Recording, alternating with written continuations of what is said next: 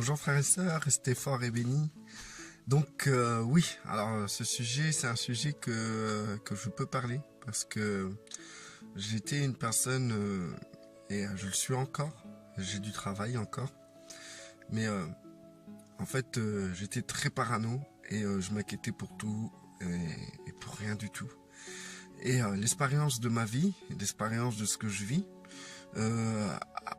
m'amène à réfléchir sur beaucoup de points et à raisonner un peu mieux par rapport aux inquiétudes que j'ai pu avoir. Et je ne sais pas pour vous, mais est-ce que ça vous est déjà arrivé de vous inquiéter pour certaines choses et qu'au résultat, c'était inutile de s'inquiéter? Ça m'est arrivé à moi plus d'une fois, ça vous est arrivé à vous, ça arrive à tout le monde. Et cette forme d'inquiétude que nous pouvons avoir, c'est quelque chose qui nous concerne tous. Quand je parle aux frères et aux sœurs, quand j'ai l'occasion de téléphoner, de contacter, de voir ou d'écouter les frères et sœurs, la chose qui ressort le plus, c'est l'inquiétude. Il y a une inquiétude qui circule et qui nous touche tous. Et c'est à nous d'être intelligents selon le Seigneur. De se dire, mais zut, on a tout ce qu'il faut pour être bien. On a l'éternel Dieu de notre côté. On a la grâce que le Seigneur a pu nous offrir à travers son sacrifice. On a le pardon du Père et on a le Saint-Esprit en nous. On a la Bible dans laquelle nous pouvons voir toutes les promesses que Dieu fait à chacun d'entre nous, à son peuple. Nous avons le privilège de passer en tant qu'être humain, créature de Dieu, à être humain, enfant de Dieu. Nous avons l'occasion et la gloire de dire que le Créateur est notre Père céleste et qu'il prend soin de nous comme un Père et encore mieux qu'un Père dans ce monde. Même le meilleur des pères, prenez-moi, ramenez-moi le plus grand des pères, le plus fort des papas, le papa qui a plein d'argent, le papa qui peut léguer des héritages incroyables à ses enfants. Ramenez-moi le plus gentil des pères. Ramenez-moi le père le plus intelligent. Ramenez-moi le père le plus fort. Ramenez-moi le père qui a plus de pouvoir sur terre. Ramenez-moi tous les pères qui ont une action positive et puissante dans leur famille. Je tiens à vous dire que tous ces pères-là sont minables à côté de notre Père Céleste qui est le Créateur du ciel et de la terre. Faites pas attention aux gens qui parlent, je suis dehors, je suis dans ma voiture. Ramenez-moi tous ces pères-là. Ils ne sont rien à côté du Créateur du ciel et de la terre. Même Christ le proclame haut et fort. Il lui dit très bien, il lui dit, mauvais comme vous êtes, vous savez donner de bonnes choses à vos enfants. Combien le Père Céleste, lui qui est bon, vous donnera de bonnes choses. Vous pouvez me ramener, me parler de tous les pères au monde. Et je vous dirai qu'ils sont mauvais. Je suis père.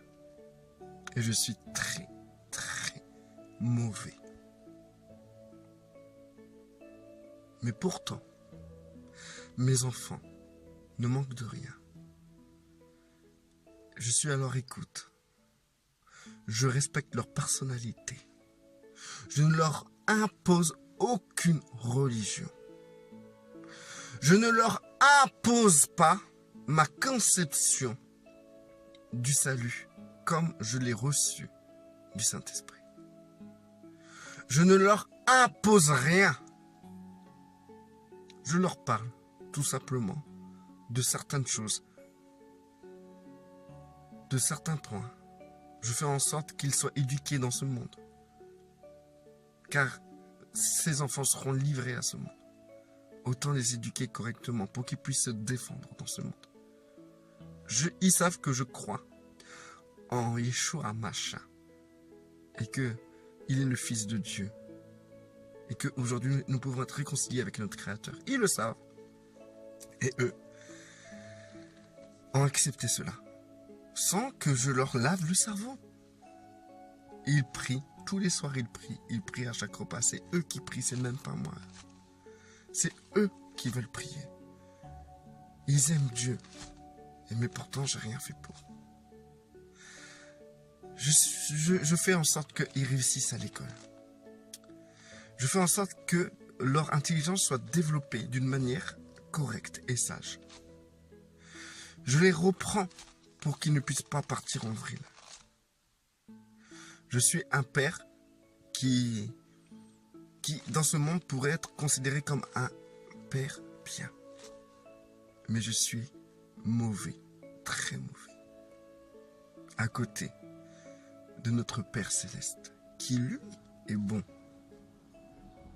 Donc imaginez-vous toutes ces bonnes choses que je peux apporter à mes enfants. Imaginez-vous ce que le Père, lui qui est bon, peut apporter pour vous. La plupart des frères et des sœurs que je connais considèrent Dieu comme Dieu et créateur. Et n'ont pas conscience de leur position en tant qu'enfant de Dieu. Ils n'ont pas conscience de leur position en tant que fils de Dieu. Ils n'ont pas conscience de leur position qu'ils ont en ayant Dieu comme Père. Ils n'ont pas conscience que le Père, Dieu le Créateur, ne vient pas vers eux comme un Dieu qui juge, mais comme un Père aimant. Imaginez-vous, je vous donne un exemple. J'espère qu'il va être réussi, parce que j'ai jamais pensé à ça. Mais ça m'a traversé l'esprit et j'espère que c'est un bon exemple. Imaginez-vous que vous avez un père, votre père physique. Il est juge. Et son métier où il voue sa vie quand même, parce qu'un juge est juge partout où il va, même dans sa maison. Il est juge dans son âme. Il connaît les règles, les lois. Et quand il roule sur la route, il connaît les infractions que les gens font et ils savent quelle est la peine qu'ils peuvent encourir.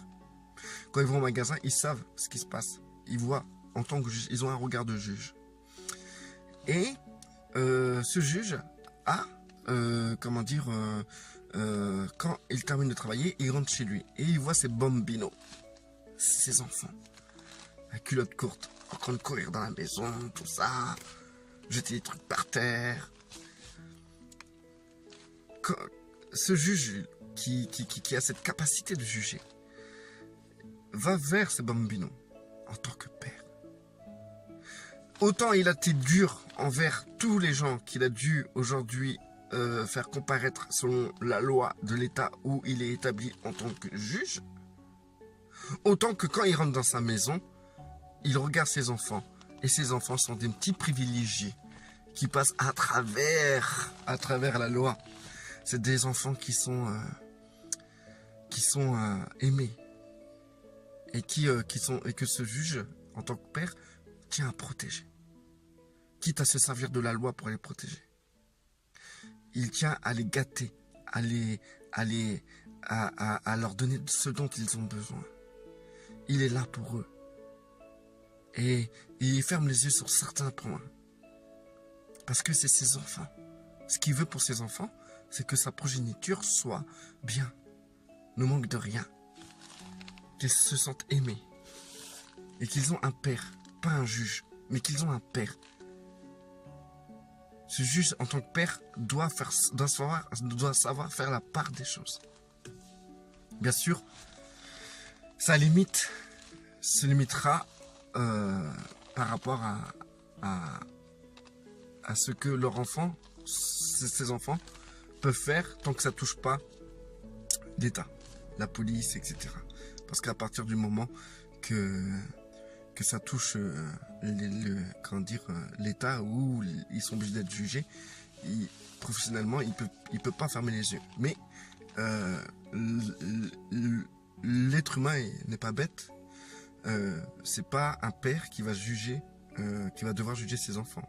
Et c'est un autre juge qui sera établi pour juger cet enfant. C'est interdit, c'est pas accepté qu'un juge ait une affaire où il doit juger ses enfants. C'est pas normal. Ça peut détruire une vie. Ça peut détruire des vies. Et ce juge sera protégé. Si jamais ses enfants font des crimes ou des trucs hors la loi, ce sera un autre juge qui jugera cette affaire par rapport à l'enfant. Donc le père n'est plus là en tant que juge pour ses enfants, mais il est là en tant que père. Il est là, il veut, et son rôle c'est être un père et pas être un juge. Même si ses enfants sont condamnés par le système, c'est pas lui qui va les juger. Aujourd'hui, nous devons comprendre que Dieu est là en tant que père. Les gens vont dire, mais attends, lui, qu'est-ce qu'il raconte et tout, Dieu est juste, il va nous juger. Dieu est notre père.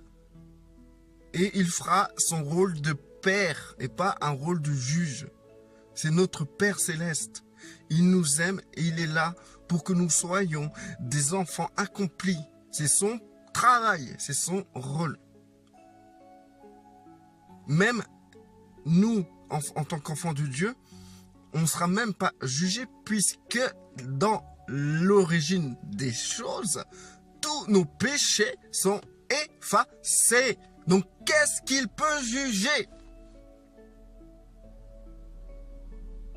Ce qu'il sera établi, c'est que Dieu, comme Père, il allait déléguer ça à notre Seigneur Yeshua. Yeshua aura l'autorité de récompenser. Et ceux qui n'auront pas accompli d'œuvres qui sont capables de traverser le feu du jugement, pas du jugement, mais de la récompense que Christ tient à nous donner, ceux qui ont des œuvres qui sont néants, qui ne veulent rien, seront quand même sauvés à travers du feu. Le jugement appartient à ceux qui sont au dehors du système familial qui est le système céleste. Nous faisons même plus partie d'un système ouvrier, serviteur, ou un système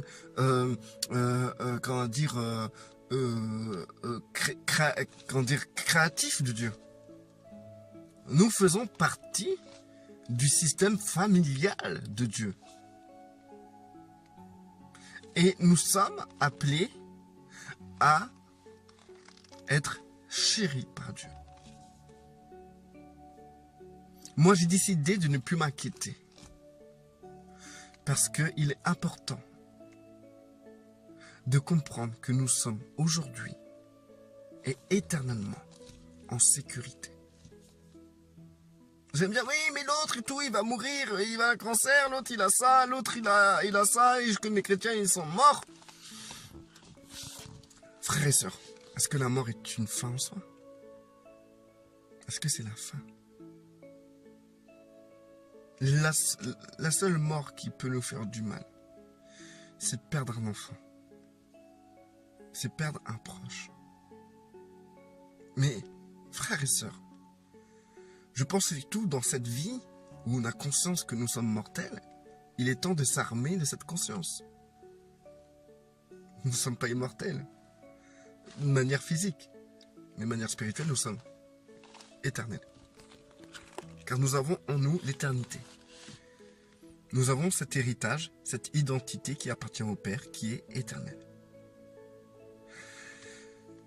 Moi, je transmets mon code génétique à mes enfants. Ma femme aussi. Dieu transmet son code génétique à ses enfants. Et le code génétique de Dieu, c'est l'éternité, l'amour. L'amour et l'éternité sont les deux points principaux du code génétique de Dieu. Nous devons nous armer de la pensée de la souffrance sur terre, parce que sur terre, à cause de nos corps physiques, nous sommes appelés à souffrir, mais c'est pas une raison de s'inquiéter. Pourquoi les gens qui sont martyrs, ils arrivent à se sentir bien? Il y a une onction qui se découle de ça.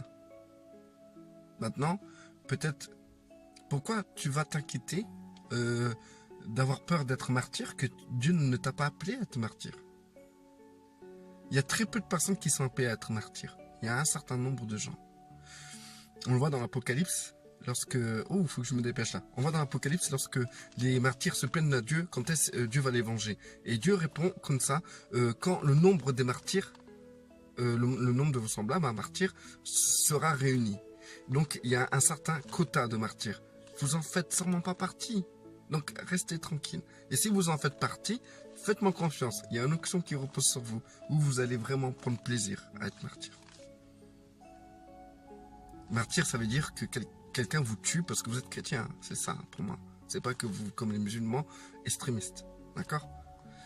Donc, arrêtez de vous inquiéter. Prenez la décision de ne plus vous inquiéter, mais de faire confiance à un père qui est le meilleur des pères dans tout l'univers. Et vous avez de la chance. Vous avez sûrement eu un père physique mauvais. Eh bien, sachez que ce père qui est bon, qui est maintenant votre véritable père, est à la hauteur. Restez fort et bénis.